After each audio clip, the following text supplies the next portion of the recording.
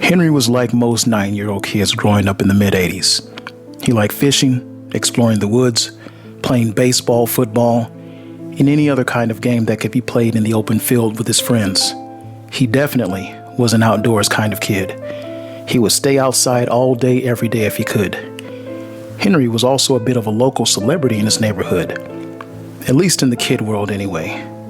He was the neighborhood barefoot road racing champion. Barefoot racing was a popular sport among the local kids. They'd line up on Saturday mornings, waiting for their turn to race and claim bragging rights as a fast runner.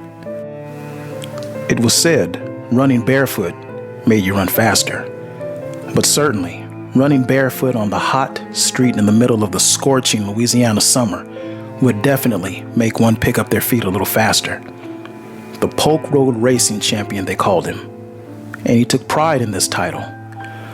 One thing Henry liked most of all was sitting on the porch midday eating a big bowl of vanilla ice cream.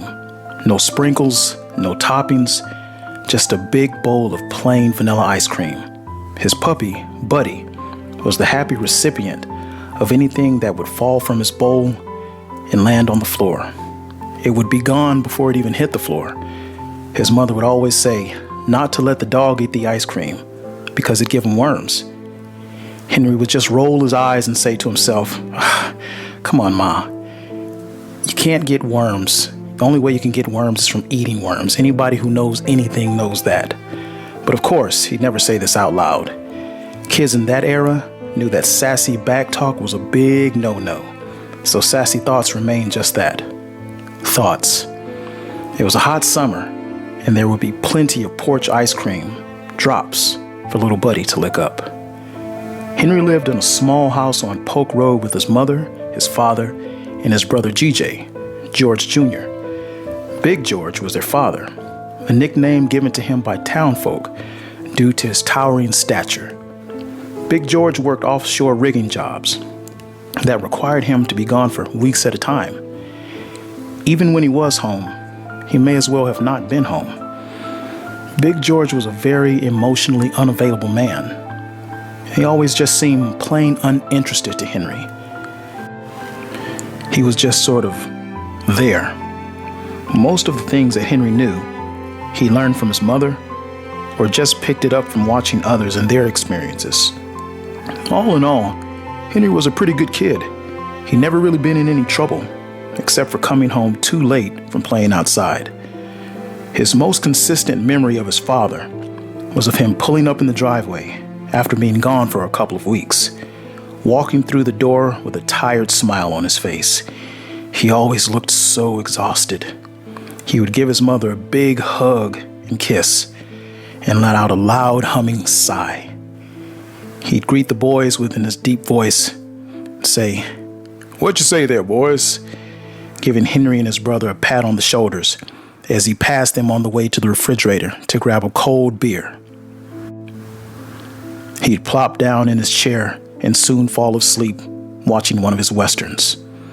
That was about it. No conversations, no inquiries of what had been going on with him. Nothing while he was away. He was the provider and nothing more. Now his mother, on the other hand, Lola, she would always make time for her boys. She was very, very attentive.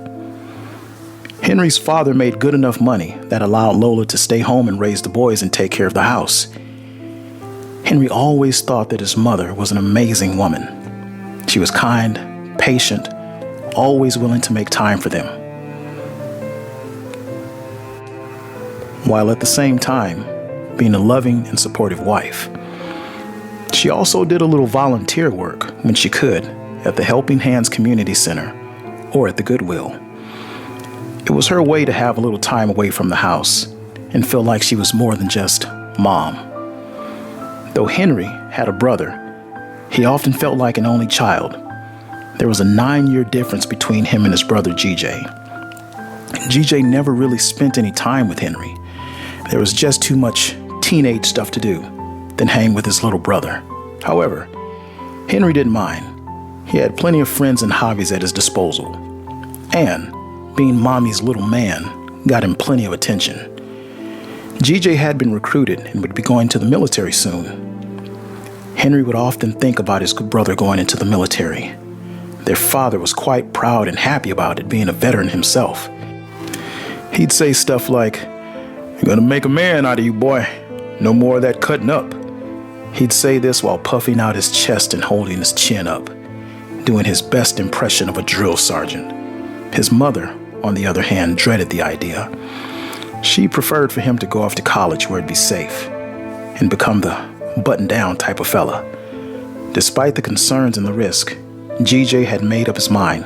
He wanted to be a soldier. Henry also felt that a great deal of this decision was just to impress their father and make him proud of their eldest son. Henry also had fears about his brother going into the military, fears about him having to go to war. He'd watched a movie once about the Vietnam War, a highly dramatized and unrealistic movie, and probably a little inappropriate for a boy his age to be watching. But he loved these kinds of movies. An American soldier had gotten separated from his platoon and had been captured by the Viet Cong. They killed him and placed his body in a path they knew his squad would have to travel down. The young soldier had been placed up against a tree. He'd been gutted, cut open from his stomach to his pubic region. His intestines had been pulled out and laid by his side. A trail of ants had begun to make a meal of them. His glazed-over eyes stared up at nothing. Blood trailed from his slightly agape mouth. His skin, a pale grayish color.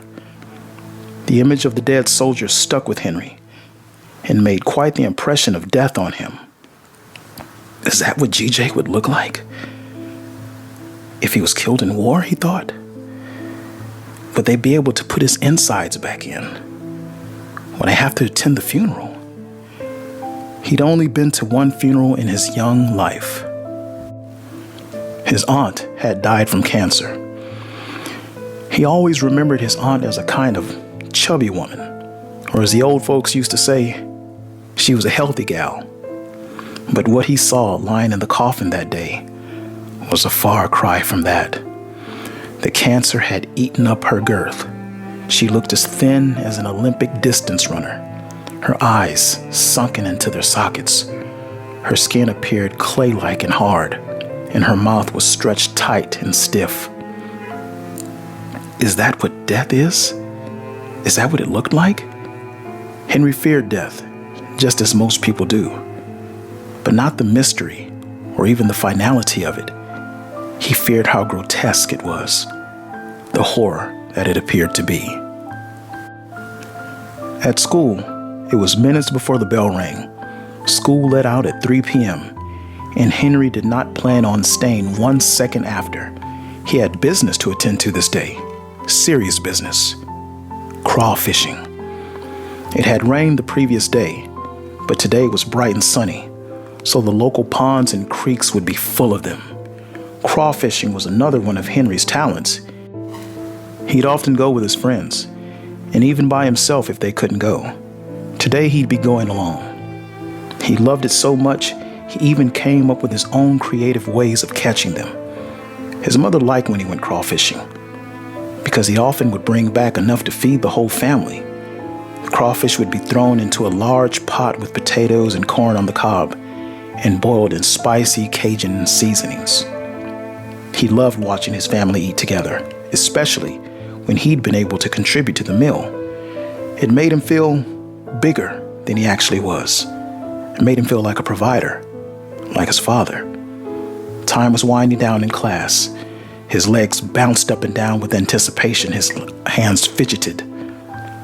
Miss Crass, his teacher, was passing out the assignments and explaining the instructions, but he barely listened to her. It was all just muffled white noise to Henry.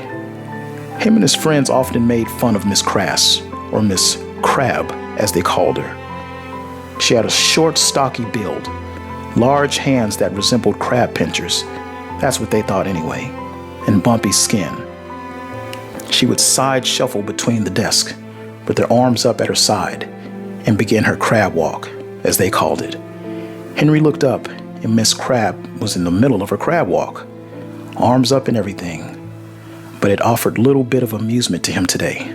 His mind was already gone from school. Only his body remained. The bell blasted and Henry bolted for the door. He headed down the hallway, focused on getting to his bike. He avoided the hallway where most of his friends hung out. He had no time to fraternize today. He was a kid on a mission. Finally, he reached the bike rack. He unlocked his bike, hopped on, and darted on with as much speed as he could. Henry was glad he lived close enough to school to ride his bike. The school bus was a slow trek and would eat into his crawfishing time. He pedaled fervently. His legs burned from the constant pedaling, but he kept it up. His mind was on those mud bugs. He finally made it home, pulling into the yard. As he got closer to the house, he could smell food cooking. He recognized the scent right away. Baked chicken. He thought to himself, yes, definitely, baked chicken. Henry loved baked chicken. His mother would prepare it with rice and cabbage. He could have done without the cabbage, but it was a package deal, so that was that. He dropped the bike halfway through the yard and made it up to the porch steps. Swinging open the screen door, the front door was already open. "Hi, Ma," he quickly said. He caught a faint glimpse of her sitting on the couch, watching one of her midday shows. "You must be going crawfishing today, huh?" she asked with a hint of a giggle. "Yes, ma'am. I won't be gone long, I promise," he yelled out from his room. "Well, you be careful. Those water moccasins are out," she said in a more serious tone. "I will." He changed out of his school clothes and into his roughing it clothes just as fast as Superman in a phone booth and headed for the door. His mother had gone back into the kitchen to check on the food.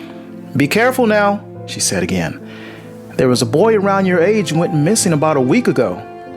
His mother was always warning him about some kid who had gone missing from watching some news story about the latest kid who had gone missing. "I will," he yelled back and left the house.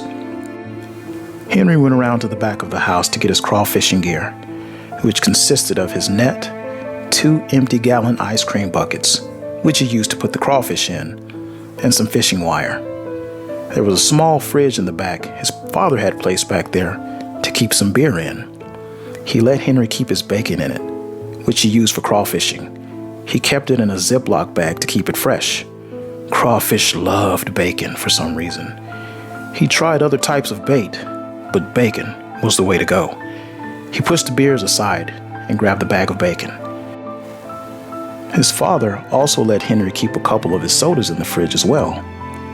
Henry had once been tempted to drink one of his father's beers, just out of curiosity. He recalled one day his father was sitting in his chair watching a Clint Eastwood movie, The Outlaw Josie Wells, while having a beer, when one of the neighbors, old Fred as they called him, walked into the yard. He called out to Big George to come outside, probably to ask to borrow something or just to have some good old man gossip. Fred was known around the neighborhood as a bit of a nosy Norman. Big George hesitatingly took his eyes off the TV and raised his head slightly, looked out the window behind the TV. "What in the hell does he want?" he mumbled to himself. He sat the beer down on the chair's armrest and went out to see what Fred wanted. He dared not take the beer outside with him. No doubt, old Fred would want one for himself. He had a habit of showing up empty-handed and leaving with something in his hands. Henry, watching all this, waited for his father to make his way out into the yard, made his way over to the chair. Reaching for the beer, he took one quick look outside the window and saw his father fully engaged in conversation with old Fred. Henry snatched up the beer and put it to his lips. He took one big gulp and immediately went into shock. The bitter, harsh taste of the beer made his eyes bulge and his stomach clench. Some of it made its way down his throat, but the rest remained in his mouth. How could this be, he thought?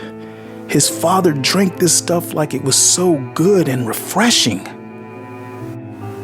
Then he felt it.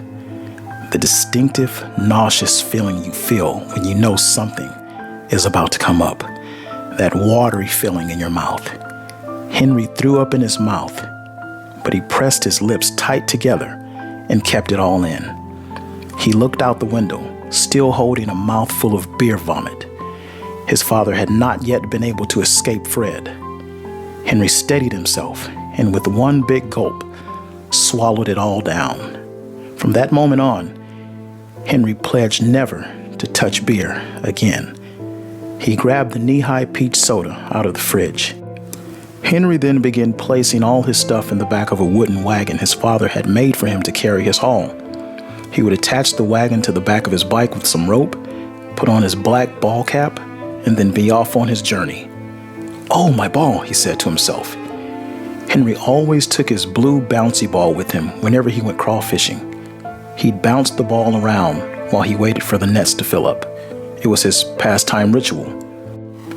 He'd won the ball at one of those traveling fairs that came to his town once a year, at one of those games where you knock down the bottles with one of those softballs. He had been torn between the ball and a poster of Rambo. He thought the ball was more practical, so he chose it. He ran back to the porch, where he kept the ball in an empty can, squeezed it into his pocket, and he was off. While attaching the wagon to his bike, his mother came to the door and yelled out to him, "Try and catch some big ones, Henry, okay?" She smiled while saying this. She liked seeing her little man so serious about his kid business. "I'll do my best, Ma," he responded, without taking his eyes off the business at hand. Henry hopped on his bike and started pedaling out of the yard. His mother stood in the doorway and watched until he disappeared down the street. He figured he'd had about 2 hours of crawfishing time if he was lucky. There was plenty of sunlight and the wind was at his back. On the road, the wagon made a lot of noise. It rattled nonstop. It was annoying, but it was worth it for the purpose it served. About 3 miles down, Henry came upon a creek on the side of the road. The area was well shaded and somewhat dark from all the trees that surrounded it.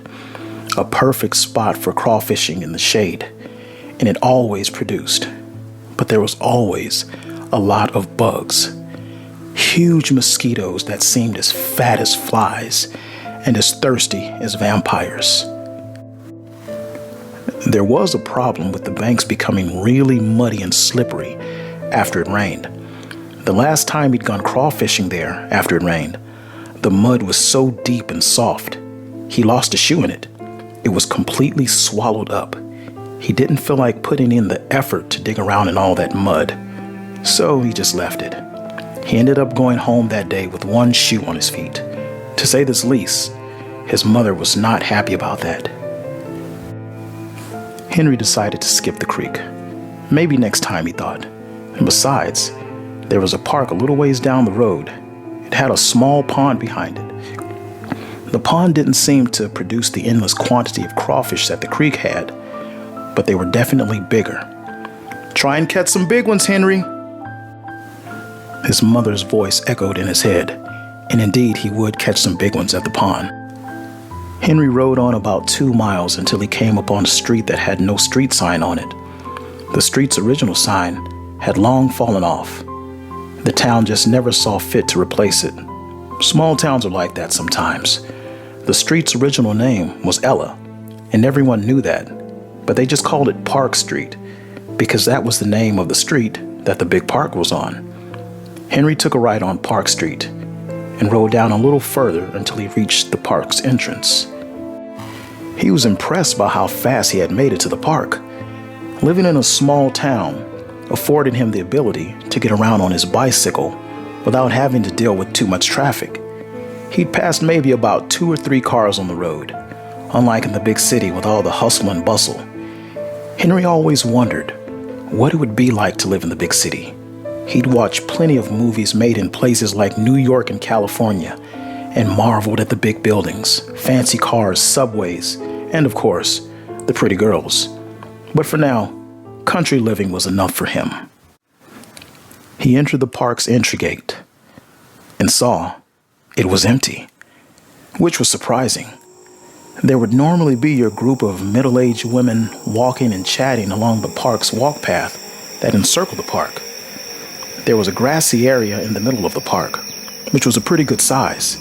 It had a play area in the middle of it, and a couple of benches so parents could sit and watch their kids play. There was no one today. He had the place all to himself. He hopped off his bike and chose to walk through the grassy area. There would be puddles from the previous day's rain, but he hated riding his bike on the walk path. It was dirt and gravel paved and made the wagon rattle something awful. Besides, the pond was at the end of the park and the grassy area was a straight shot. As he walked through the area, he could see the pond up ahead. The way the sun reflected off the water in the distance made the pond look like it was covered in diamonds.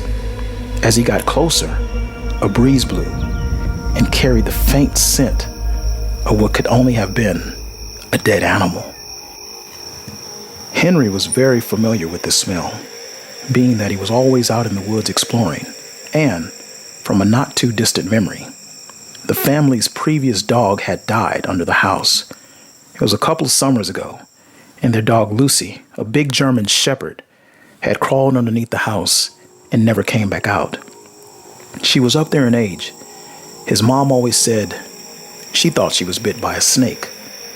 The old folks used to say that dogs would always go off to be alone to die, and that's exactly what Lucy did. She died alone under the house. She'd been under the house for about a week. The smell had gotten so bad you could smell it in the house. Henry's mother had had enough and told his father to get that damn dog from underneath the house, which he begrudgingly obliged. Henry's father told him to grab a flashlight and see if he could locate where the dog was under the house, while he grabbed his gloves and some garbage bags. Flashlight in hand, Henry went out and crawled underneath one of the house's crawl spaces. It was a little cooler under there, but still very warm and very dark. The light from the outside shone through some of the open spaces, but not very much. The smell was overpowering. Lucy had been a big dog, so it was a lot of flesh to waste away in the summer heat. He didn't have to go too far before he could hear the buzzing of flies. He shined the light in the direction of the noise, and he saw the dog. Its mouth receded back into a mangled grin. Henry froze. He felt paralyzed as he saw the dog's eyes encrusted with maggots.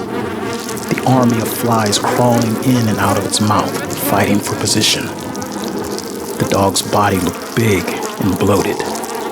Henry's movement returned to his body. He backed out from under the house as quick as he could. The other thing that stuck with him from that day was hearing his father cursing from underneath the house. Apparently, while trying to remove the animal, one of its legs came completely off in his hand. This was followed by the sound of his father vomiting. So yes, Henry was very familiar with the smell of dead things. Henry walked on a little bit further until he reached the pond. Its dense brush had grown up quite a bit since the last time he was there. So he searched for a clearance close enough to the water to set up a spot. He walked around a little bit until he came to a good-sized dirt area, big enough to set up camp. He stopped and began unloading his stuff. He took out the net and placed it on the ground, making sure to lay it fully flat. He spread it out and then took out the Ziploc bag with bacon in it. Henry took the bacon out of the bag and started twisting it into the net. He made sure to press it very tightly so the crawfish could not pull it out easily. When he'd done a satisfactory job, Henry took the fishing wire and attached it to two corners of the net so he could pull it out of the water. He was quite the innovative kid. He walked to the edge of the pond, tossed in the net. It didn't take long for it to sink down into the murky brown water and disappear. He walked back to the wagon and grabbed the 2-gallon ice cream buckets, walked back to the pond and filled them with water. He did this so the crawfish would stay alive in them. The water felt cool as he dipped his hands in, filling up the buckets. It made him feel refreshed after the long hot ride in the sun. Once full, he sat the buckets down. Henry went back to the wagon, grabbed the knee-high peach soda, cracked it open, and took a sip. It had warmed a little bit from the trip, but it was still cold enough to be refreshing on a hot day like this. He headed back to the pond and stopped before he reached the edge, pulled the blue bouncy ball out of his pocket, took another sip of the soda, and let out a sigh of satisfaction. And now we wait. He began tossing the ball up in the air, catching it with one hand, soda in the other, his pastime ritual. About 15 minutes had passed. Henry was waiting for the nets to fill up. He had finished his soda and was just enjoying being outside. The wind began to pick up a little bit and offer a bit of much-needed summer breeze. But it was quickly interrupted by the death smell again. He hadn't smelled it till he walked up to the pond. He'd actually forgotten about it. But there it was again, like an unwanted guest letting you know it was still around. Henry tossed the ball high up in the air this time, extending his arm to catch it. But a crow's loud cawing broke his concentration and averted his eyes to the sound in the otherwise quiet place. The ball came down and hit the tip of his fingers and bounced into the shallow part of the brush. He jogged over, knelt down, pressing away the overgrowth. He quickly spotted the ball. Henry went to stand up after grabbing it, but saw something that shocked him, something that scared him. There, sticking out of the brush, was a human foot, dirty and grayish in color, with dark bruises on it. The toes curled up tightly. The smell assaulted Henry's nostrils. His eyes looked up further past the feet, past the muddy blue jeans, past the A-Team t-shirt with a bloodstain on it. Henry fully saw what he had been smelling all this time. It wasn't a dead animal. It was a dead kid. A boy probably around the same age as he was. Henry jumped up, his body stiff. He froze, just as he did as he had seen the dog underneath the house. He could no longer feel his body. He stared down at the corpse. He couldn't hear anything. Everything around him had disappeared. He stared wide-eyed at the boy's face. His skin was pale and grayish, just like the dead soldier from the movie. The boy's eyes were closed. There was a small amount of dried blood that had crusted under his nose, and the skin around his hairline looked oily. The boy's arms were laid down by his side, his legs straight out. He looked as though he'd laid down to take a nap in the bushes and never woke up. Henry slowly felt his body returning to him. He wiggled his toes to see if they would work. They did. He began to back up slowly, one step at a time, until he gained full movement. His heart began to beat so fast it felt like it was going to jump out of his chest. He couldn't tell if he was breathing or not. He mustered the courage to turn around and take his eyes off the dead boy, making his way back to his bike. Forget about the crawfish. Henry had to get out of there. Henry took 2 steps forward when he heard behind him, "Hey." The voice was soft and low. Henry froze again. He did not look back. "Oh, shit," he whispered. He'd heard his mother say that word all the time, and now seemed as fit as time as ever to say such a word. Fear overtook him, but this time, the fight or flight response allowed him to keep moving. "Hey, wait," the soft, low voice from behind him spoke again. "Please, wait." It didn't sound threatening, and under any other circumstances, it wouldn't have been. But this was different. He spoke. The dead boy had spoken.